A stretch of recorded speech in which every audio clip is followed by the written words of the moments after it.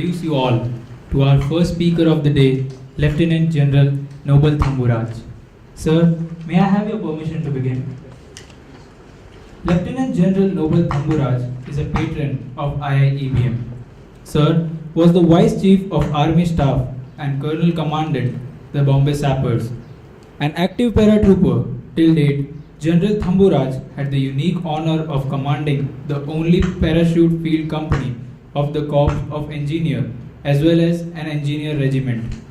He is once again the only engineer officer to have commanded a Rashtriya Rifle sector in Kashmir Valley for his exemplary leadership as the sector commander. He was awarded the Sena Medal. The general later commanded an infantry division, a rare feat for an engineer officer in desert during Operation Parakram, and a corps in Punjab. Prior to taking over the Vice Chief of the Indian Army, he commanded the Southern Army at Pune. During his command, the Southern Army undertook some major military maneuvers and conducted the 4th Military World Games. He also held the prestigious honor to be the aide-de-camp to the President of India. He was decorated with Param Visishta Seva Medal for his outstanding contribution as the commander of Southern Army Field Forces. He has been an instructor in Officers Training Academy and the prestigious Defence Service Staff College. In addition, he holds an MTech degree from IIT Delhi and an MPhil in Defence Studies. He is also a keen sportsman. The general has represented the army team at various levels. Renowned for his oratory skills and sense of humor, the general has articulated his views on leadership as well as contemporary issues in various academic and corporate forums. The general has a reputation as an astute military commander and a leader on the move with abundant creative energy. Sir, I request you to please come and address the batch.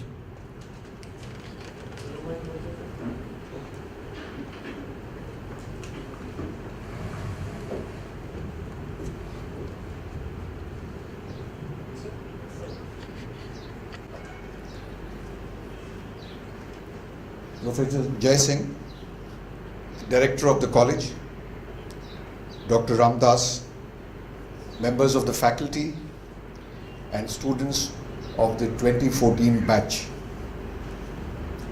Jai Hind and good morning to all of you and a very hearty welcome to the new batch.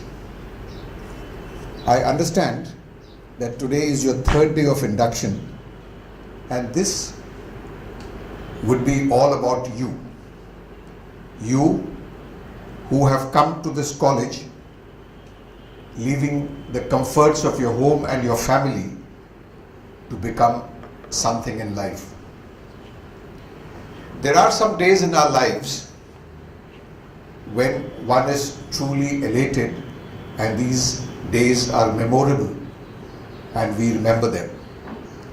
The first few days in a college is also one such day. I'm sure that this morning, as you were all getting ready to come to college, you must have had a tingling kind of a feeling in your stomachs.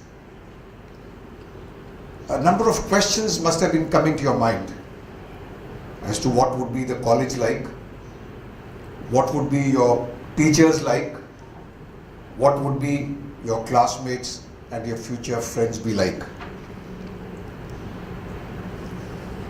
This creates an excitement within you. It's like a spark, and it is this spark that keeps our creative instinct alive in us. This spark, this excitement is what makes us energetic. It makes you enthusiastic. It makes you alive. And it makes you happy. We are all born with this spark. I can see the spark in all of you, especially in the compares or the batch people from the senior batches. They were so full of energy. I would say that this spark is like a flame of a candle. you have to nurture it. You have got to ensure that it is burning all the time, because if it goes off, it is very difficult to ignite it. There are some people in whom the spark fades away, the spark dies. Such people are dull, they are dejected, they are aimless, and they are bitter. Surely none of us wants to end up like that. So my first advice to you this morning is, please keep the spark in you alive. Keep the flame in you burning. More about this spark a little later. There are some gloomy and very serious faces at the rear end. Why is it? Let me see all of you smiling. The last rows, last 2-3 rows. All smiling? That's better. Now this one is for you. A few years back, a Pakistani diplomat was posted to New York City. Now he goes there with his family, and they have a 5-year-old son by the name of Muhammad. So they put him in the best school there. The first day in school, there is no induction program, there is just an attendance. And when this elderly white teacher comes to him, she asks his name. So the smart boy gets up and says that he's from Pakistan and his name is Muhammad. The teacher very spontaneously says, no, from today or from now onwards, you are an American and your name will be Johnny. So all the other children welcome him, are very friendly to him, and start calling him Johnny and playing. So by end of the day, he really believes that he is Johnny. In early afternoon, he returns home and his mother asks him, so Muhammad, how was school? So he tells his mother, my name is Johnny and I am an American. So the mother didn't believe it. So like all good mothers, she beats him up and says, hi Allah, हमारा what is that culture भूल गया है, हमारा संस्कृति भूल गया है इतना जल्दी, we must go back to Pakistan. So she beats him up badly and gives him punishment and makes him sit in a corner till the father comes. So when the father comes, she, like all good mothers, she complains to him, and the father says that maybe because of his personality, this chap would come around, and he goes to him with a lot of affection and says, so Muhammad, how are you? He says, I'm not Muhammad, I'm Johnny and I'm an American. So the father also gets more angry and he beats him up very badly. So the next morning when the child goes to school, all his friends, new friends, they are very shocked to see all the bruises and cuts and everything on his face and the body. So they take him to the teacher. And the teacher says, oh my dear Johnny, what happened to you? So, I don't know what to call him. So, Johnny says, Miss, 5 hours after I became an American, I was assaulted by 2 Pakis. So that is what you call attitude. Now with that smile and laughter, that's my second advice to you guys. In life, whatever be the circumstances, remain cheerful. Even during your workplace, keep smiling, be cheerful, and you believe me that your superiors always prefer to have cheerful people, sunshine people around them.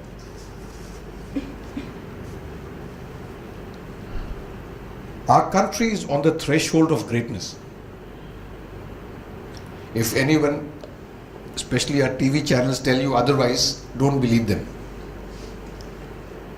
And no one can stop our country from becoming great except possibly our politicians and possibly we ourselves. There is prosperity coming in. I think it's already visible.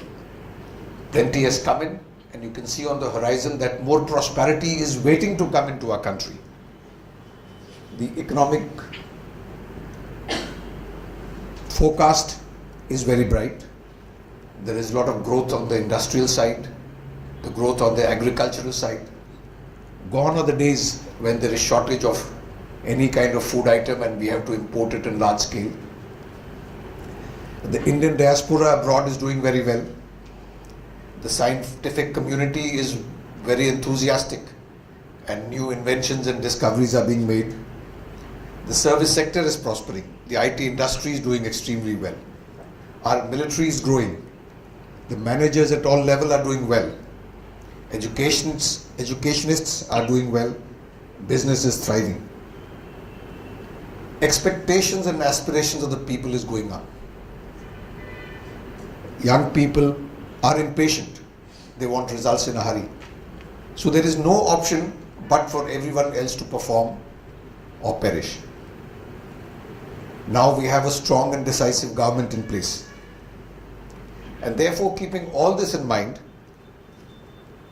I insist that our future is bright. And if we are getting this prosperity, all of you must equip yourself, must make yourself fit so that you also benefit from this prosperity. It is not possible that prosperity is shared evenly among the 1.2 billion people in the country. Unfortunately, it doesn't happen. This prosperity is shared by only those people who prepare themselves for this. And so I would appeal to you that you must prepare yourselves so that you get a pie of this prosperity. Leading from this, I would like to say that 21st century belongs to Asia. You're aware that 19th century belonged to Europe because of their industrial revolution and their inventions and their hard work and their discoveries of land elsewhere. They were able to prosper. The 20th century belonged to America because of their decisive nature, because of their going to the rest of the world, strong military, good disciplined life. It belonged to America. The 21st century belongs to Asia. In the first decade of the 21st century, you can see the prosperity in South Korea, Japan, Taiwan. Southeast Asia, China. It's only the South Asian region where prosperity is yet to come in. But Bangladesh has started doing very well. So I would like to believe that 21st century will belong to Asia. It is our job to work hard and make sure that the center of gravity in Asia of this prosperity comes south towards India and does not remain in China.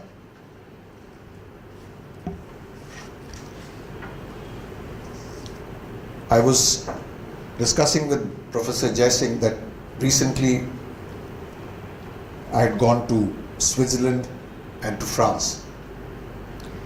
And I had adequate time to interact with a lot of local people and a lot of thinkers. And among other things, something which struck me was almost all women in Switzerland and France work. Careers are very important to the women. Women do each and every work that traditionally men do. Like if you find there are 100 trams, maybe 20 trams are being driven by women. If you see the railway, the ticket conductors, if there are 50 men, there may be equal amount of women. If they are bus drivers, you name any kind of a tough job. In France, we had taken a mini bus with another 8 people to go and, entire day moving around. The taxi driver cum guide was a young woman. So women are taking all these traditionally tough, physically demanding jobs which men were doing. When they do this, there is a downside also. Most of the men feel that the women have become very career oriented, and don't be surprised when I say this, they are refusing to have babies. They're refusing to have children. Even when they get married, they don't want to have children. Now, when I heard this from a number of people, then I started looking around. It was true. Because wherever you go in other countries like America, whatever, India, of course, wherever, you find a lot of kids running around. But in Switzerland and south of France, you didn't come across many young people. You didn't feel that there were many teenagers. You didn't see very young kids running around. So this problem of not having children is going to affect France and these countries in a few years very badly. Maybe in about 10 years' time, in most of the developed countries of Europe, even Canada, they're going to have a shortage of workforce. This is a major problem because they will have an aging population and they will not have youngsters to take care of the workplace. On the other hand, you look at India. We have a very large workforce. China has maybe even a larger workforce. And I would like to tell you that whichever tourist place we went to, Professor Jai Singh, I think, has been there because he was naming a few. And in these places, if there were 1,000 tourists, I think at least 150 were Chinese and 100 were Indians. So, Indians are making a presence felt all over the place. I also learned that a lot of people there prefer Indians in their workforce. And the reason are, Indians speak fluent English. So please don't believe your politician when he says that do everything in Hindi and Marathi and stop speaking in English. Because their children are studying English. UP Chief Minister was stopping English. He himself has studied in best of English medium schools. And their children are also going to top English medium schools. So one of the advantage that Indians have when we go abroad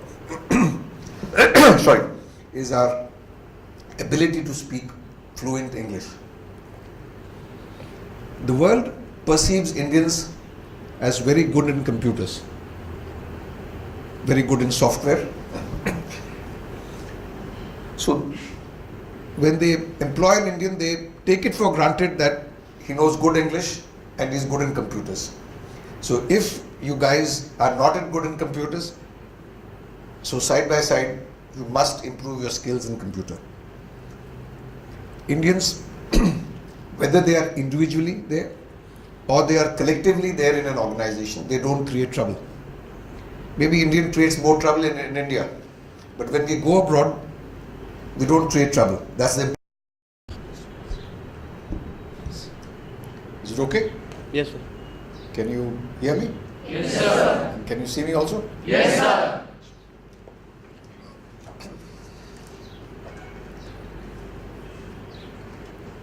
So Professor Jai Singh, Director of the college, Dr. Ramdas, members of the faculty and students of the 2014 batch.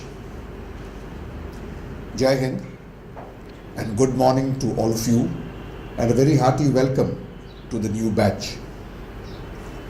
I understand that today is your third day of induction and this would be all about you.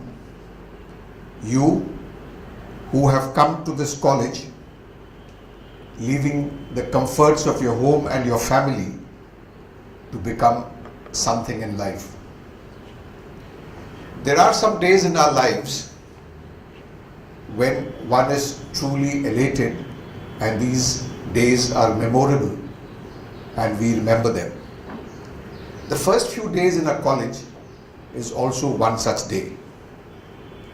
I'm sure that this morning, as you were all getting ready to come to college, you must have had a tingling kind of a feeling in your stomachs. A number of questions must have been coming to your mind as to what would be the college like, what would be your teachers like, what would be your classmates and your future friends be like. This creates an excitement within you. It's like a spark, and it is this spark that keeps our creative instinct alive in us. This spark, this excitement is what makes us energetic. It makes you enthusiastic. It makes you alive. And it makes you happy. We are all born with this spark. I can see the spark in all of you, especially in the compares or the batch, people from the senior batches. They were so full of energy. I would say that this spark is like a flame of a candle. You have to nurture it. You have got to ensure that it is burning all the time, because if it goes off, it is very difficult to ignite it. There are some people in whom the spark fades away, the spark dies. Such people are dull, they are dejected, they are aimless, and they are bitter. Surely, none of us wants to end up like that. So my first advice to you this morning is, please keep the spark in you alive. Keep the flame in you burning. More about this spark a little later. There are some gloomy and very serious faces at the rear end. Why is it? Let me see all of you smiling. The last rows, last 2-3 rows. All smiling? That's better. Now this one is for you. A few years back, a Pakistani diplomat was posted to New York City. Now he goes there with his family and they have a 5-year-old son by the name of Muhammad. So they put him in the best school there. The first day in school, there is no induction program, there is just an attendance. And when this elderly white teacher comes to him, she asks his name. So the smart boy gets up and says that he's from Pakistan and his name is Muhammad. The teacher very spontaneously says, no, from today or from now onwards, you are an American and your name will be Johnny. So all the other children welcome him, are very friendly to him and start calling him Johnny and playing. So by end of the day, he really believes that he is Johnny. In early afternoon, he returns home and his mother asks him, so Muhammad, how was school? So he tells his mother, my name is Johnny and I'm an American. So the mother didn't believe it. So like all good mothers, she beats him up and says, hi Allah, हमारा what is that culture भूल गया है, हमारा संस्कृति भूल गया है इतना जल्दी, we must go back to Pakistan. So she beats him up badly and gives him punishment and makes him sit in a corner till the father comes. So when the father comes, she, like all good mothers, she complains to him, and the father says that maybe because of his personality, this chap would come around, and he goes to him with a lot of affection and says, so Muhammad, how are you? He says, I'm not Muhammad, I'm Johnny and I'm an American.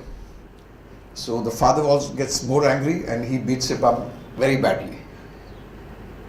So the next morning when the child goes to school, all his friends, new friends, they are very shocked to see all the bruises and cuts and everything on his face and the body. So they take him to the teacher. And the teacher says, oh my dear Johnny, what happened to you? So, I don't know what to call him. So, Johnny says, Miss, 5 hours after I became an American, I was assaulted by 2 Pakis. So that is what you call attitude. Now with that smile and laughter, that's my second advice to you guys. In life, whatever be the circumstances, remain cheerful. Even during your workplace, keep smiling, be cheerful, and you believe me that your superiors always prefer to have cheerful people, sunshine people around them.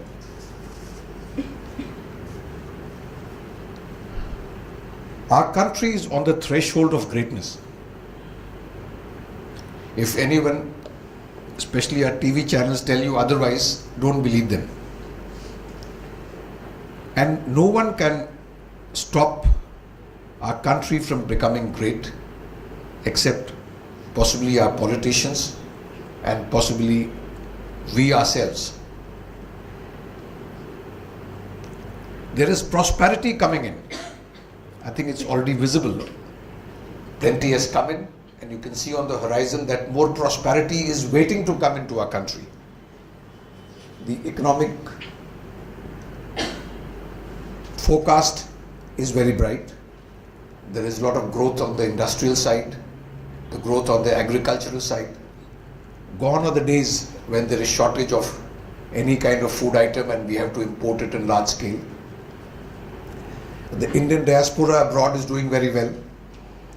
The scientific community is very enthusiastic and new inventions and discoveries are being made. The service sector is prospering. The IT industry is doing extremely well. Our military is growing. The managers at all levels are doing well. Educationists are doing well. Business is thriving. Expectations and aspirations of the people is going up. Young people are impatient. They want results in a hurry. So there is no option but for everyone else to perform or perish. Now we have a strong and decisive government in place. And therefore, keeping all this in mind, I insist that our future is bright. And if we are getting this prosperity, all of you must equip yourself, must make yourself fit so that you also benefit from this prosperity. It is not possible that prosperity is shared evenly among the 1.2 billion people in the country. Unfortunately, it doesn't happen. This prosperity is shared by only those people who prepare themselves for this.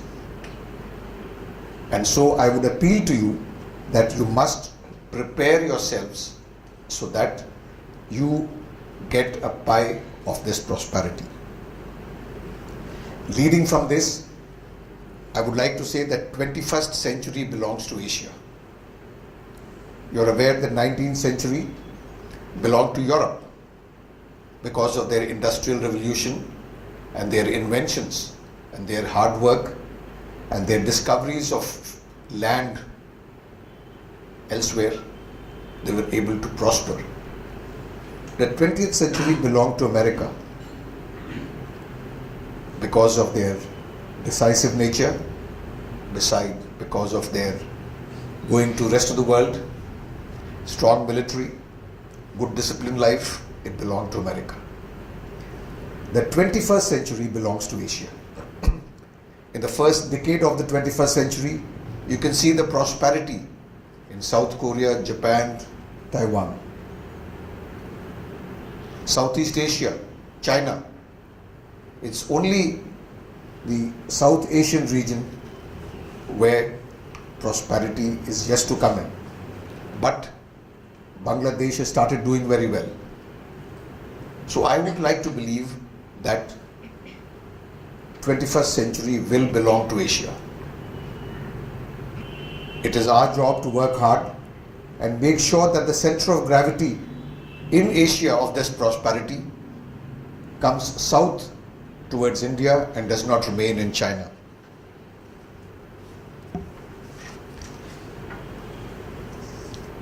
I was discussing with Professor Jai Singh that recently I had gone to Switzerland and to France, and I had adequate time to interact with a lot of local people and a lot of thinkers. And among other things, something which struck me was almost all women in Switzerland and France work. Careers are very important to the women. Women do each and every work that traditionally men do. Like if you find there are 100 trams, maybe 20 trams are being driven by women. If you see the railway, the ticket conductors, if there are 50 men, there may be equal amount of women. If they are bus drivers, you name any kind of a tough job. In France, we had taken a mini bus with another 8 people to go and, entire day moving around. The taxi driver cum guide was a young woman. So women are taking all these traditionally tough, physically demanding jobs which men were doing. When they do this, there is a downside also. Most of the men feel that the women have become very career oriented, and don't be surprised when I say this, they are refusing to have babies. They're refusing to have children. Even when they get married, they don't want to have children.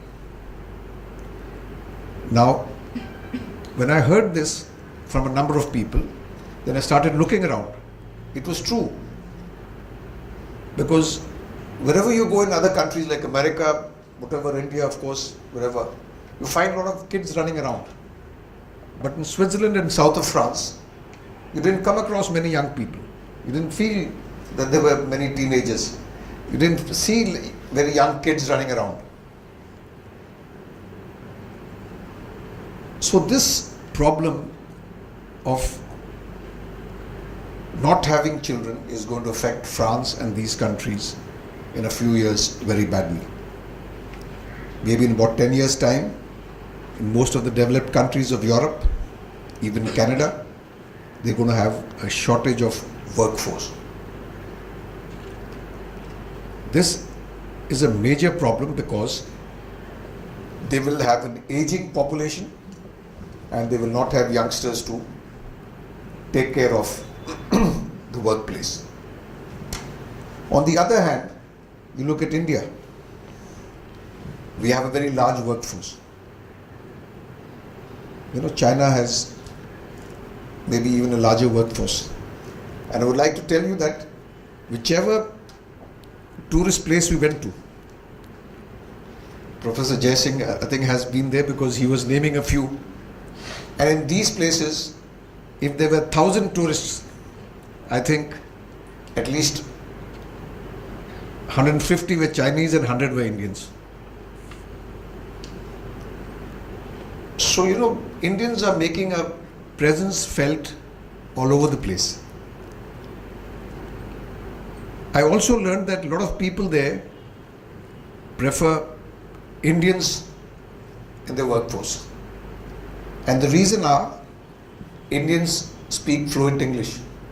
So please don't believe your politician when he says that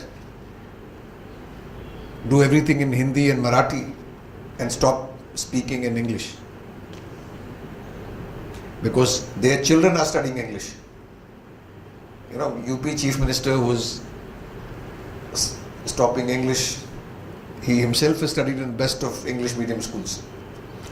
And their children are also going to top English medium schools. So one of the advantage that Indians have when we go abroad is our ability to speak fluent English. The world perceives Indians as very good in computers, very good in software.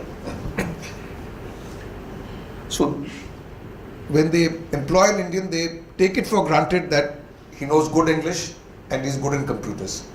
So if you guys are not good in computers, so side by side, you must improve your skills in computer.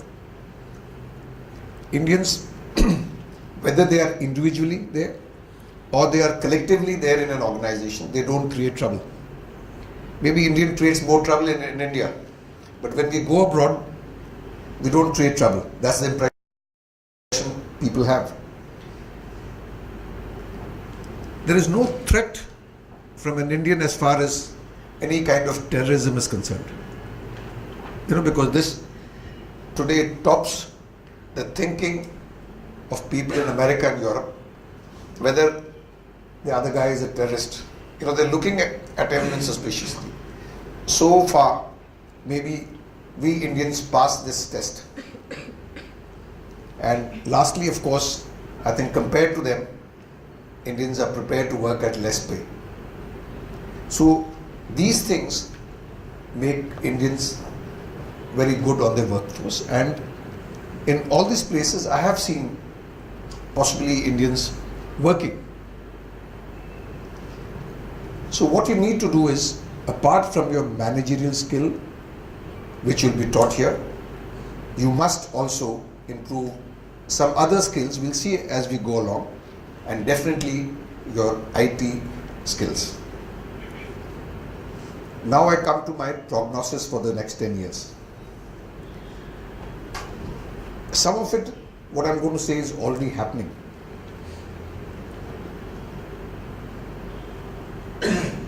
The way the world is moving, maybe in the next 10 years, that is the time when you are going to be in the peak of your capability. Now those time, international borders will not be as relevant, and slowly they will start losing their meaning. People who have been to Europe in the last few years know that you go from one country to another country. I mean, you don't even come to know that you've come into a new country. There is no check. Nobody checks your passport. Nobody checks your visa. The currency is the same. Right? You travel by train or by bus or car or anything. Only if you travel by road, you will find possibly a check post. But you're not required to stop at the check post. Here this morning, when I was traveling from home to your college, we were stopped at two places. The car which your college had sent for me was stopped at two places, and they wanted us to pay toll. It was not I think it's called the cantonment tax, isn't it? cantonment tax to pass through the cantonment. There is no such tax when you cross from one country to another country. This is what I'm telling you. The future is removal of any kind of roadblocks from movement of people. We create a very top class road, and the first thing we'll start putting on that will be roadblocks. We'll make a nice garden and cover it with wall on all four sides. I think the boundary walls around our houses, residential societies, colleges and what have you, if you add them up, it can go twice to the moon and come back. The same kind of effort and material which has gone into making these boundary walls. And if this is not enough, we are making walls and fences around our country also. So we are a nation of, there's one journalist called Mrs. Tavleen Singh had written, we are a nation of speed breakers. Moment there's a school, there'll be a speed breaker. Moment there's a hospital, whatever it is. If 5 houses are there, they'll create a speed breaker. So there are plenty of speed breakers and boundary walls symbolically in our workplace also. So we need to remove this and learn from Europe that I didn't see a single speed breaker, or around their houses also there is no boundary wall.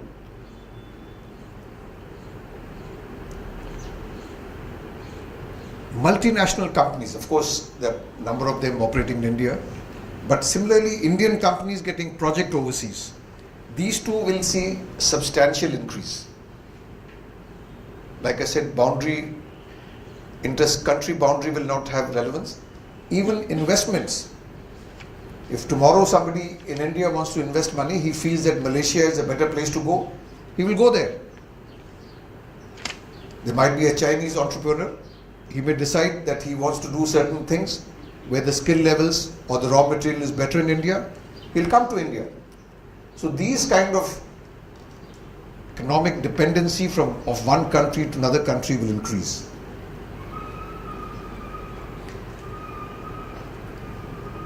There will be large number of Indian workforce overseas.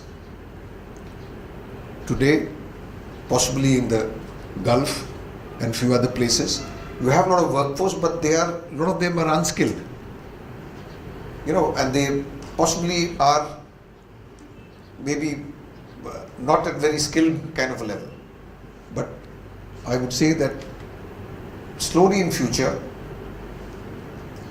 there'll be lots and lots of job opportunities for you guys overseas than in India. I forget the name. I had a very smart young lad who escorted me from home. He's from Udaipur. What's his name? Tapan. So I asked him whether after finishing his MBA he'd like to go back to Udaipur. And straight away he said no. Wherever he gets a good job, maybe preferably in Pune, he'll stay on. That should be the spirit. For very long, our daughters and girls have been, prevented from going out of the family. And at best, they can stay in the same town and work. Now that must stop. My elder daughter worked in Princeton for 3 years before.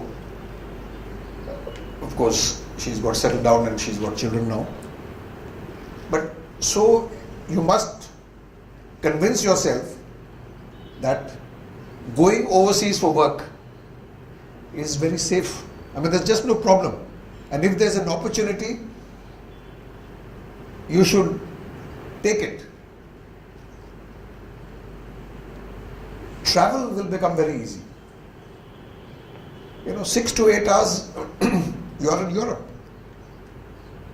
I think possibly if you travel by train from one end of India to the other end, it takes more than 36 hours.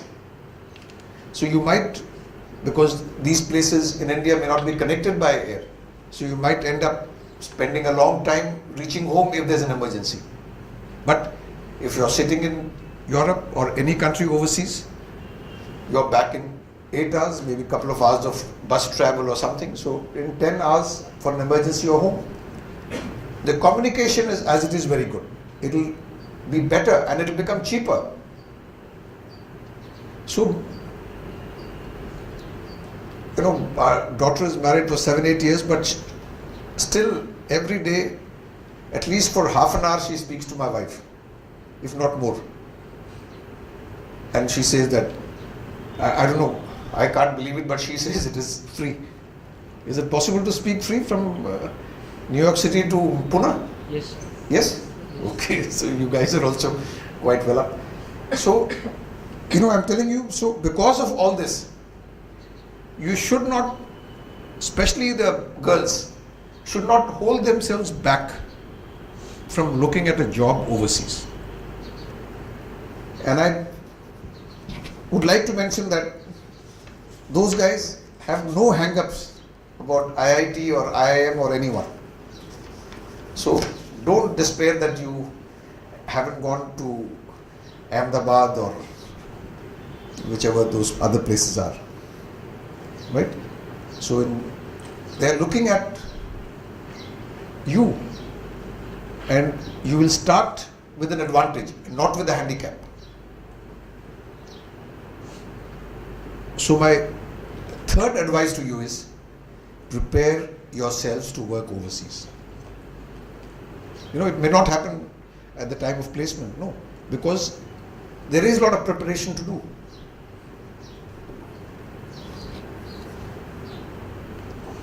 So, anybody remembers the 3 advice I have given so far? Anyone? Yes, please.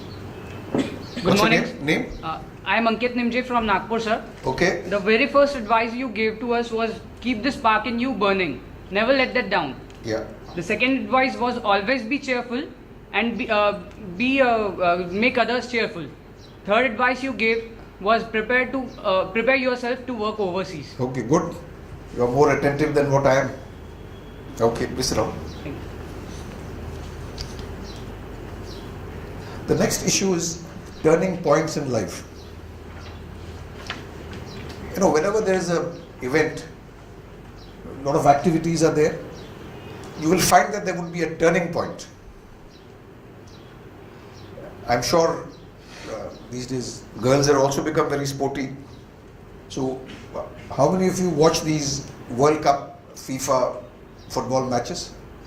Very good. There are more girls who have watched than the boys. Very good.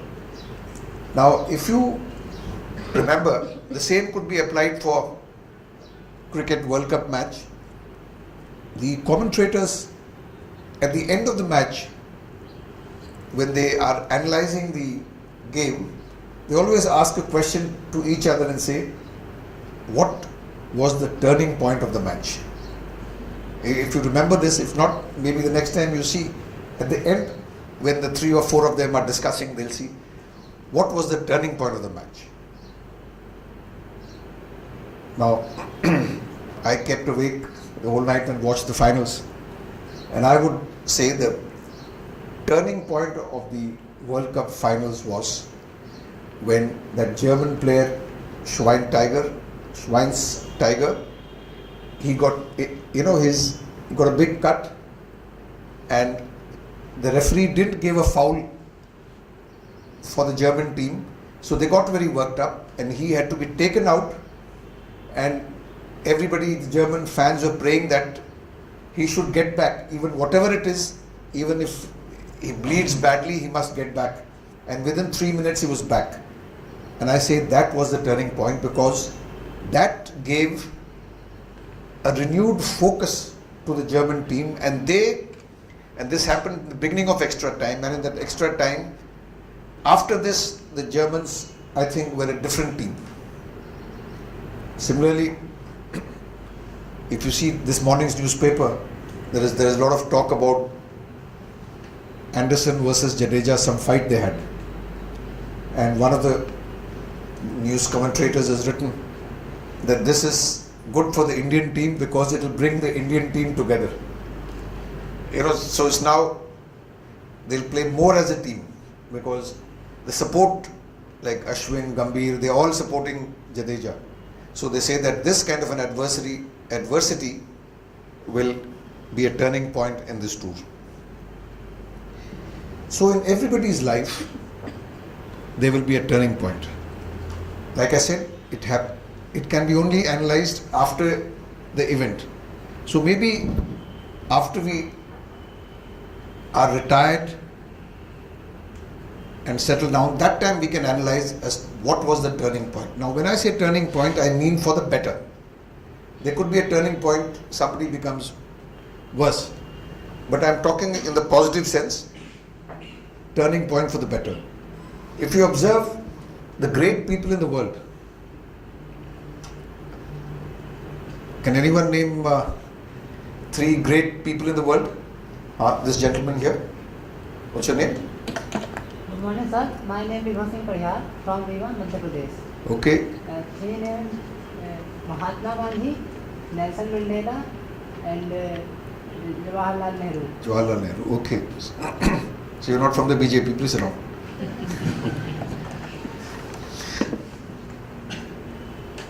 Yeah. Have you heard of anything good which any of these 3 people have done before they were 25 years old? I mean, no teacher of Mahatma Gandhi or Nehru or Nelson Mandela has said that they were brilliant in college, brilliant in school, or they were very brave. Nothing. I challenge you, look at any great man, any scientist, any discoverer, any soldier, any general, anyone. Till the age of 25, they were all average and mediocre. Then something has happened in their life and there's been a turning point. Right? So again I tell you that don't lose heart, because you might be around this age group. Am I right? Or maybe a little younger than 25. So you have still some more time to go. So don't think that sometimes in this anger your father might say at your age so and so had done so and so, or so and so Tendulkar had done so and so. No,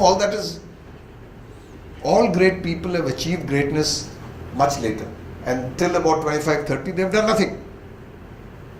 So you are in good company.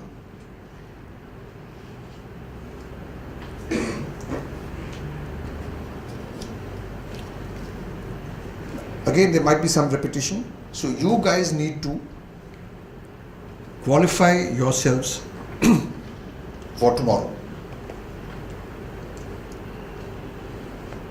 I hear a lot of youngsters blaming their parents. I didn't want to do this, but my parents have forced me to do it. There is, in life, there is a shelf life up to which you can blame your parents. And I think once you are able to drive a motorcycle or a car, that means the government of India has given you a license to drive. I think that shelf life is over. If you can drive a motorcycle or you can drive a car, you can drive your life also. So beyond that, whatever 18 or 20 years of age, you cannot blame your parents for any decisions thereafter. Right? What you have chosen to become managers is a very good profession. So, but if you have a call to possibly become an adventurer or a writer or a scientist or anything, that's different. But this is a good profession and the future definitely is yours. You must get the skills what is required. Now, nobody can give an answer what is the qualification required for tomorrow. I don't think your principal or your director, nobody can give a specific answer, because we are all stargazing. We can just make a guess. At one time people said doctor is the best profession, because in India traditionally we have not been very rich. So any profession which gave you money, we said that that's a good profession. So your guides, your teachers can just guide you as to possibly these are the skills which you need to, and everybody need not have the same set of skills, but you must have good skills and get yourself qualified, because whatever people may say, the degrees in paper also matter, or diplomas also matter. You must get experience. Sorry.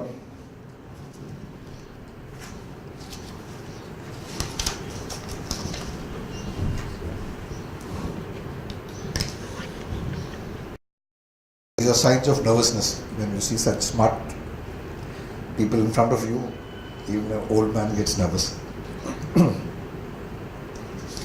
Experience is very important. And the right kind of experience is important. Making mistakes, I think, gives you more experience than being right all the time. But with every experience, your knowledge must increase, because your theoretical knowledge with experience is what will stand you in very great stead. So if you are able to work and keep gaining some theoretical knowledge, so you have to keep yourself abreast. Then you have to be constantly looking for opportunities. Like they say, time and tide waits for none. So, an opportunity knocks at your door just once. You have to grab it. But there was another movie, in Hindi movie, where it says, कि opportunity knocks once, but bad luck will keep knocking at your door all the time. Which movie? Anyone? Don't see Hindi movies? They're not allowed?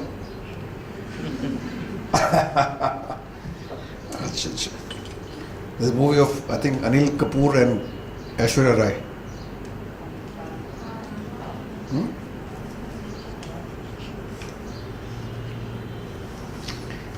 I don't remember the name of the movie. In 21st century, there are three very important things for you. First is information, second is education, and third is motivation.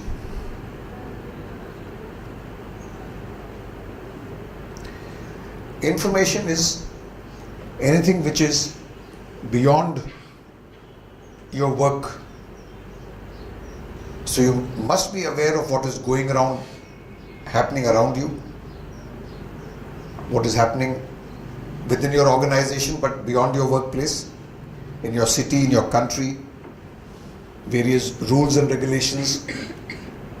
So what is colloquially known as general knowledge, you must keep abreast with information. Information can come by talking to others. Information can come by just listening. It will come by reading. Right?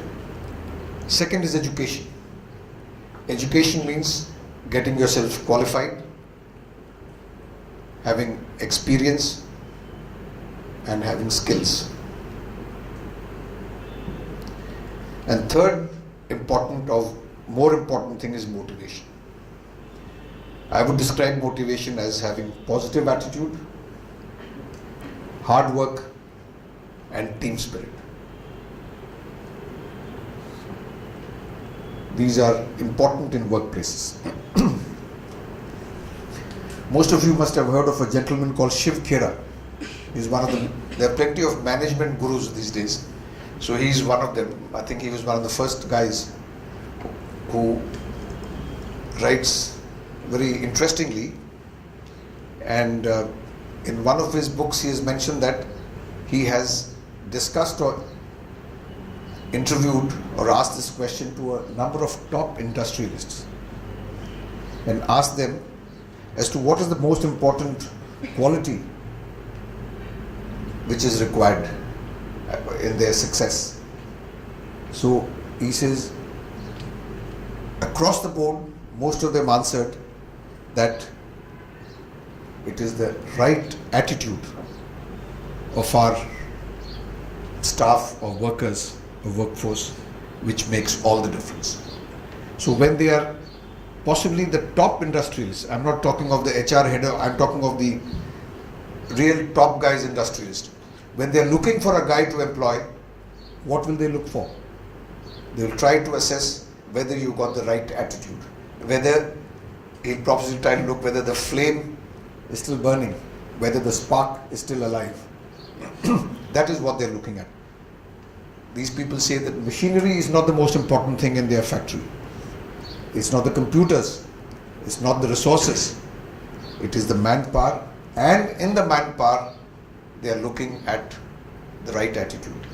You see, attitude can be right, it can be positive, it can be difficult. Like, my name is Johnny and I'm an American. That is also an attitude. But I'm just saying that it should be a positive.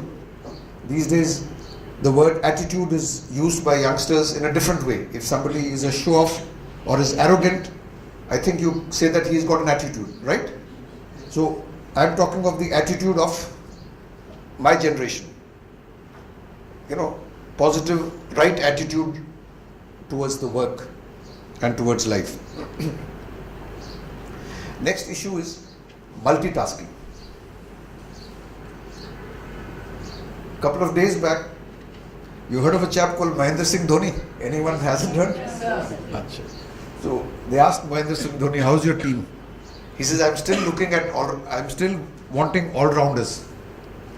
Now latest he says, I want a pace bowler who is also an all-rounder. Pace all-rounder. What is an all-rounder? This young lady in blue sari? Yeah. You haven't smiled since the beginning. Why? Good morning, sir. My name is Soumya Sharma. I am from Bhopal.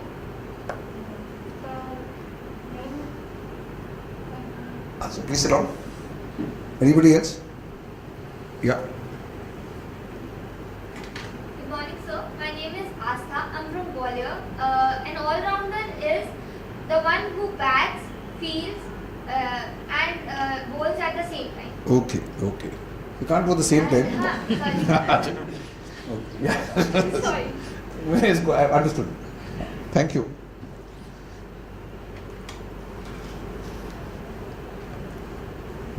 So, in life also don't you need, if Dhoni wants an all-rounder in the team, would your boss in your corporate office also, would he also want an all-rounder? Because you can't go and say, my college has taught me only this, I will do only this. He expects you to, and it can be multitasking, can be, tomorrow there would be something in the protocol or something to organize an event or something, possibly a project has come, maybe he wants you to do something different or handle more than one. So if you're handling more than one portfolios, there's a gentleman called Arun Jaitley. Have you heard of him? Yes, sir. Two of the most important portfolios he's handling together. And I think so far he seems to be doing quite well. So that is multitasking, and he's within 40 days presenting a budget, taking major decisions about the defense. So all that he's doing, visiting various places. He's been to, I think, Uri sector in Kashmir. So this is what is multitasking. Now, when you look at lives, don't you think your mothers could multitask? My theory is that the women are better multitaskers than men. Because, or if you look at your wife, she'll have a cell phone, there's something cooking on the stove, there are children running around, there's, servant doing something, supervising the servants, this thing, giving some orders. So 5 or 6 tasks simultaneously the housewife is doing. So that is multitasking. Maybe it comes naturally to girls. Whereas when she tells me do this, so I say no, I can do one at a time. Either I'll take the dog for a walk or I'll close the shutters or gate or whatever it is. Don't tell me so many things. So by nature, men try to do one task, finish it, maybe focused on that, go to the next one. Sometimes when you're talking to your wife or to some lady, don't you get the impression they're not even listening? Because they are thinking of something else, 2-3 things in their mind. Whereas poor men, we are thinking of one thing at a time. But when it comes to your workplace, we have to learn this ability of multitasking. Right? No boss will accept when you say, sorry, I'm very busy on this, I can't, So that is what I mean. If you can handle 3 to 4 tasks together. My son-in-law is a partner with a company called Deloitte. So he is based in New York, but he's looking at 3 to 4 projects. He's as an executive, one in Boston, one in Zurich, one in Florida, something like that. And he is handling those projects together. So that is what I would call multitasking. Maybe your generation today is better in this, but surely our generation, we were very focused on one thing at a time. Now, if you have forgotten, shall we go back to that spark? Firstly, we need to nurture the spark. I said that we are all born with a spark or a flame within us. And we need to nurture the spark and keep the flame burning. And the only way to do that is to set some goals for us in life. Set a goal, achieve that goal. Then set another goal which is at a little higher level, achieve that goal. Achieve a number of goals and you keep doing that, keep challenging yourself, you'll be alive. If you achieve challenging goals, if there's a challenge you face and you succeed, you'll feel like this thing. So, nurturing is done by challenges. And secondly, we need to protect the flame. How is a flame of a candle put off? Anyone? The gentleman with the dark blue navy blue shirt? Yeah. Good morning, sir. My name is Amol Chavan and I'm from Maharashtra, Jalna. How does a candle flame is put off? Sit down. A gust of wind. You have a candle, you tell your 1-year-old son or 2-year-old son on his birthday to blow it. So what is he creating? He's creating a gust of wind. That's how it's blown off. So in life, if a bigger wind is known as storm. So if there is storm around you, the flame can go off. So I have told you that the nurturing is to be done first. One at a time, you have to keep setting objectives. There is also, I think you learn, called management by objectives. You've got to set objectives for your subordinates or for your team so that everybody tries to achieve objectives. Should not be so easy that he just does it quickly.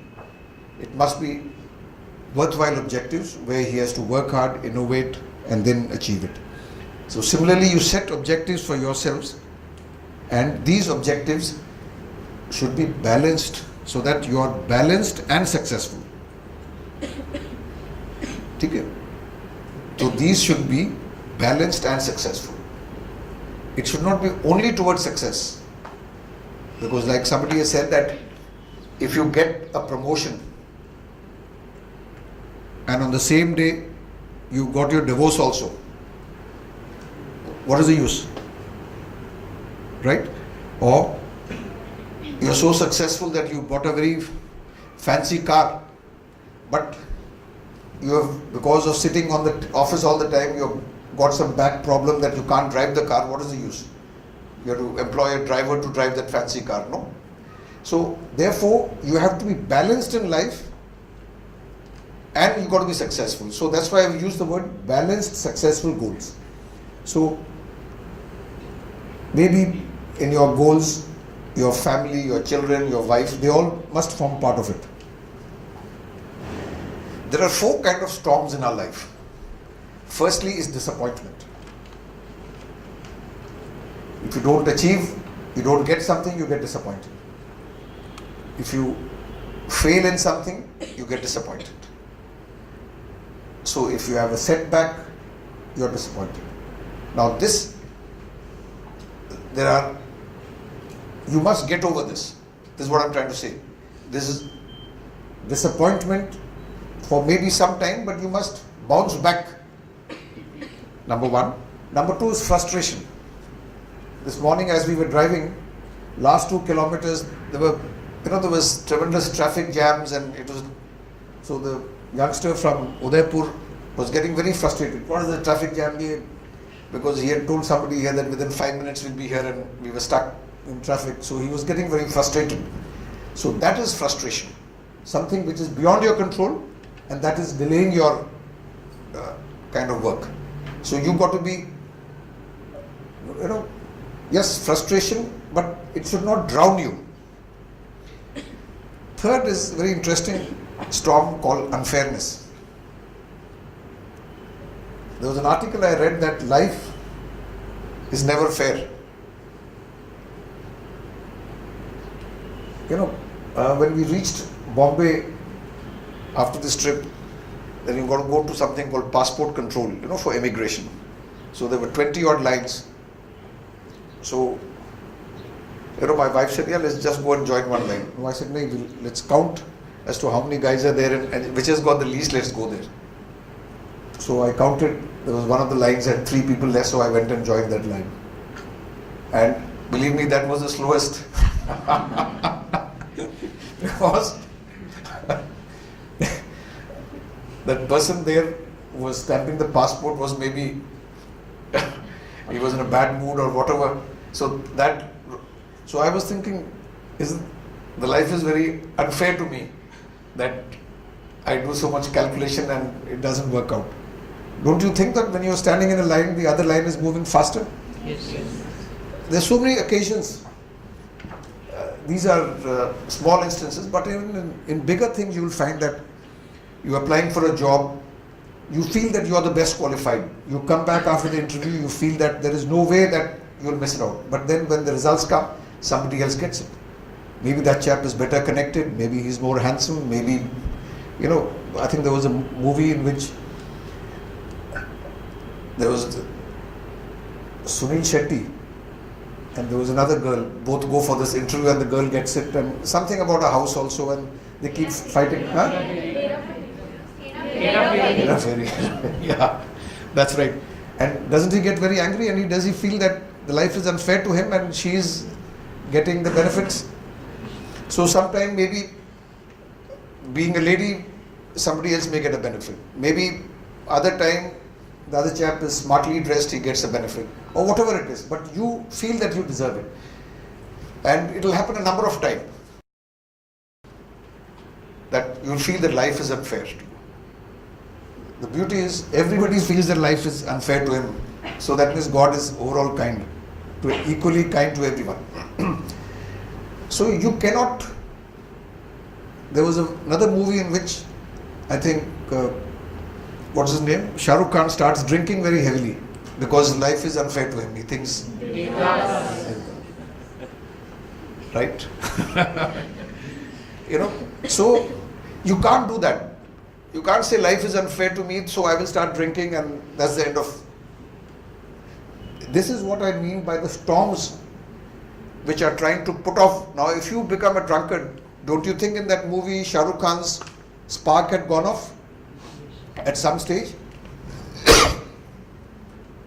So be careful of these storms in your life. And then possibly the next issue I have is one step at a time. In 1970, I don't think any of the students were born then. Anyone? So 1970, I was a young officer, a lieutenant in the army, and the army sent me for a course called the commando course. So I don't look it now, but those days I was quite tough. They sent me for this 40 days course where they give you all the toughest training. And during that, one of the maneuvers or training exercises is called the Great Escape. So what they made teams of 10 people, 10 commandos. The whole day you worked. They taught you how to catch a snake, eat a snake, kill a, something, or how to kill a goat without a knife. So all those things, they do all that teaching, and then they give you a very light dinner, and at about 9:30 they leave you in a jungle, and all 10 of you have got your rifle with 100 rounds of ammunition, and in your water bottle 1 liter of water. That's all. No food, nothing. No maps. And among the 10, they give you 1 compass, and they don't give you a map. Those days there was no GPS, no nothing, Google Map, nothing was there, no cell phones, nothing. So with that, so you had to put it on a bearing, and they tell you that to come to the base of a camp, the bearing is so and so, 274 degrees or whatever. They give you that's all they tell you, and they say now at 9:30 at night they leave you, and by 12 next morning we are supposed to reach the base. Now there is no option but to put the bearing on the compass and walk in a straight line. If you deviate, you'll get lost, because imagine if I'm walking as 274 degrees, if I head this way, then I don't know I don't know how long I've gone, and then I can't work out this. So you can't follow any roads, because roads are not going straight. So you have to go what is known as cross country and keep going straight. It becomes tougher and tougher around 3-4 in the morning. One was feeling sleepy, one was tired, and moving like that. So we all decided, let's have a 1 hour break. It didn't help, and then this thought came to me. I'm talking let us move 1 step at a time. I don't know why and how this thought came. Let's move 1 step at a time, and each step that we took, there was pain in some part of the body. Either the strap was cutting, or the rifle was feeling much heavier, the water was about to get over.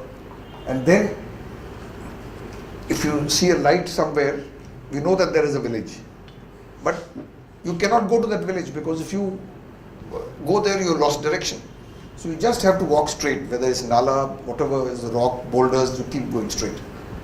And then at daybreak, there was no time to appreciate sunrise, and then that's the time you see each other's face. There is that white layer of salt on your face. It becomes thicker and thicker as you are moving along. And I kept telling myself and others, 1 more step. So this became, because it was just pure stamina, and they wanted to see our perseverance. So this thing of, I always remember that 1 step at a time. Later on I added 1 step at a time towards success. And by 10 in the next morning, we were able to reach the base. So it was a very tough exercise, but I always remember this as 1 step at a time. There's a very famous Chinese guy called Lao Tzu, who says a journey of 1,000 miles must begin with a single step. So in our preparation for life, as you go into the corporates and all, please remember that it's 1 step at a time. Don't think that you can straight away become the head of the department, or you can straight away become a project manager. It will have to be 1 level.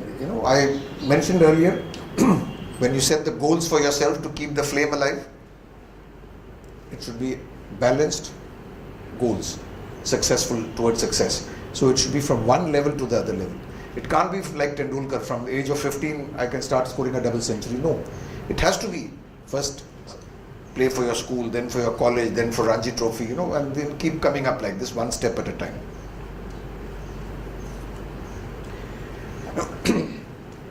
There were these 2 Pakistani beggars in New York City. Both of them used to, on the 7th Avenue, at different sites, there used to be begging. So one chap's name was Muhammad. Very sincere chap, very hard-working guy. Not the same kid, but somebody else.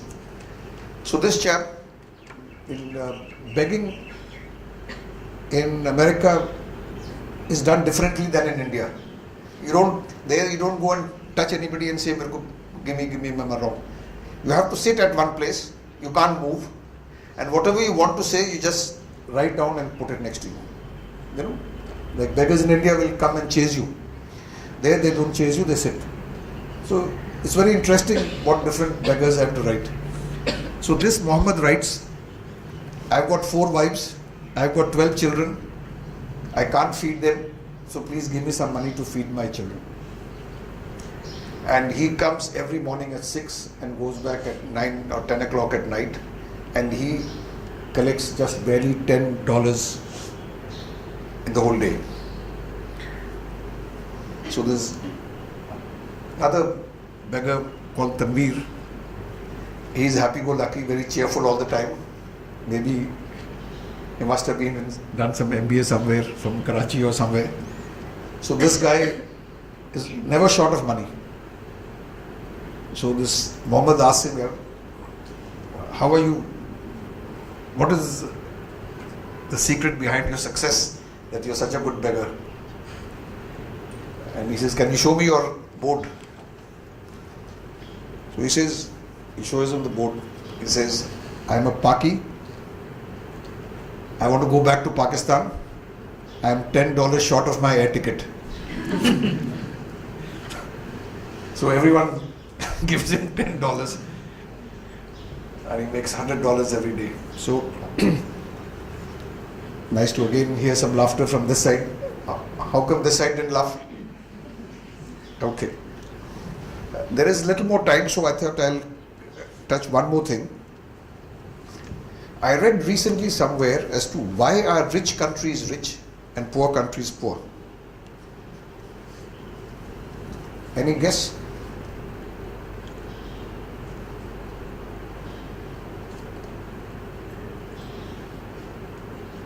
Any guess why are rich countries rich and poor countries poor? I used to always think that the countries where women are emancipated, where women are freer, where women work, those countries are rich. Where women are kept tied down, women don't have education, not allowed to work, those countries are poor. I always believed this, but this article was, I still believe that. If you see the top 10 rich countries, you will find the women are absolutely emancipated. There's total freedom for them and they all work. But this was an interesting article which said that somebody might think that it is the countries which are old should be rich. But he says no. India is 4,000 years old. Egypt is 4,005 years old. Whereas New Zealand, Canada, Australia, barely 150 years old. So this means that older countries need not be rich. Somebody would say that countries which have got good natural resources should be rich. This article says no. Japan is a small country and 80% of that land is covered by mountains. You can't do a thing on that 80%. If you see the mountains, they are really high mountains, about 10 to 11 to 12,000 feet high mountains, covered by snow most of the year. Japan is unsuitable for agriculture, but Japan is like a floating factory. You had this mining scam or iron ore going from Goa. Where was it going? It was going to Japan. They get raw materials from every place else, import, and then they convert it into finished goods and export it. They take raw iron ore from India, which we think is worthless. They convert it to the best steel and give it back to you. Switzerland does not grow cocoa, but makes the best chocolates in the world. Switzerland is so cold that agriculture can be done for only 4 months in a year. But yet, they rear animals and the best milk products are also made there. Some people would say the executive, the leadership. But this person who's written the article, he says no. The executives in India and possibly in Western countries, there's not much of a difference. There's nothing much to choose from. Then said possibly is it because of the race or the color of our skin? Is it possible? The person says no. People from lazy countries, when they go to Western countries, they work very hard. Is it true? Indians work harder abroad when they're abroad. There's a joke going around, down south that, Malayalis are better outside Kerala than inside, because if there are 10 Malayalis, there'll be a trade union and they'll not let anything move. But the same Malayalis, when you come to Delhi or anywhere, they're the most hard-working guys. So what is the difference? So it was a longish article, but the end of it, he says, it is the attitude of the people. It's the attitude of the people molded for many years by education and culture. So this is the gist of what that person had to say. And I picked it up because, again, the right attitude, positive attitude, has been the theme of my talk today. So I picked this article because of this. But let me also tell you that I think their way of thinking is different. On a road, if a pedestrian starts crossing, I'm also guilty, because at times, you forget the pedestrian crossing, you suddenly start crossing. The traffic will just stop. They will not even, and they will let the pedestrian cross. They are so child friendly. If there's a child with you, you can do no wrong. So I think it has been ingrained into them to follow small rules and regulations. I think, whereas it has been ingrained into us to break rules and regulations. Their normal railway stations, the platform will be just about 1 foot high, and it is so easy to jump across the railway line tracks and go to the other platform. And it's quite difficult to go through they call it the subway and go. But not one guy, I was so tempted, I said, yeah, let me just go. But no, I was just waiting for somebody else to do it, but not, nobody breaks these chota rules, traffic rules, nobody will break it. Even if there's nobody, there's a red light, he'll come quietly, keep waiting till the red light becomes green and go. Then, when a train or a bus comes, everybody is standing very peacefully. They're waiting for all the people from inside to come out, and then but I don't know, I used to quietly push my way through and go in the front. It's just don't all of us do it? Because possibly if you don't do those things in India, you can't survive. Maybe the population is so much and the goodies are so little that you have to fight for your survival at every stage. I think right from the younger days we are taught this subconsciously, that you have to fight for your existence, for your survival. Maybe if you don't do this, you'll miss the train, you'll miss the bus. There possibly, I think everybody still manages to go inside. I don't know how. So it's the attitude. And other thing is, if they charge you $50 for something, they will give you a thing worth $50. If you're buying cheese, you be rest assured that it is paisa vasool. I mean, you go to, even if for services, for any services, you don't know how to judge, but it will be, if you're taking a tour of $50 or $100, visiting 4-5 places, it will be proper paisa vasool. You can't start bargaining ki mere ko, I mean, it's not that sale like in India, they'll say 50% sale but hike it before that. So those kind of things don't happen. That's the amazing thing. Maybe so it's quite interesting. But in spite of all this, I'm sure still we are going to do well. I'm about to reach the end of my time, so I'll conclude. And in summary, I shall just summarize that I have highlighted that the future belongs to India. It belongs to India and Indians. So we need to qualify ourselves for that. The second issue I had reminded you was keep the flame burning, keep the spark alive. Third thing I had said was be cheerful even at workplace. Fourth, which was the theme of my talk, was right attitude. Fifth, by a story I demonstrated to you, one small step at a time. And the sixth, which I had by way of advice, I said, prepare yourself for work overseas because that might be the future. I'll finish by saying that, ladies and gentlemen, the future belongs to you. You have to grab it. Thank you and Jai Hind.